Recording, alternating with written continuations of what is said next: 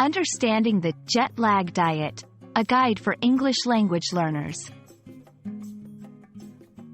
Hello everyone, and welcome to our English language learning series.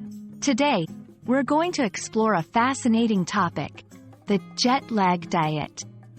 If you've ever traveled across time zones, you might have heard about it.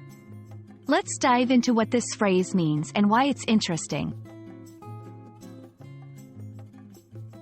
Jet lag is a term used to describe the feeling of tiredness and confusion that people often experience after a long flight across different time zones. It's like your body is still in the time zone you left, while you're physically in another. Diet, in this context, doesn't just refer to eating less for weight loss. It's about the type of food and the timing of meals.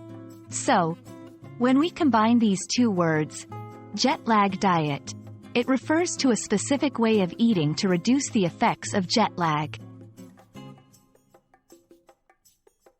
The jet lag diet is based on the idea that our eating patterns can influence our body clock, also known as the circadian rhythm. By adjusting meal times and types of food, the diet aims to reset our internal clock more quickly to the new time zone, reducing jet lag symptoms. Typically, the jet lag diet involves alternating days of feasting and fasting before a trip. On feasting days, you might eat high-protein breakfasts and lunches to stay alert, and high-carbohydrate dinners to help sleep. On fasting days, the diet recommends light meals like soups and salads. The idea is to prepare your body for the new time zone's meal schedule.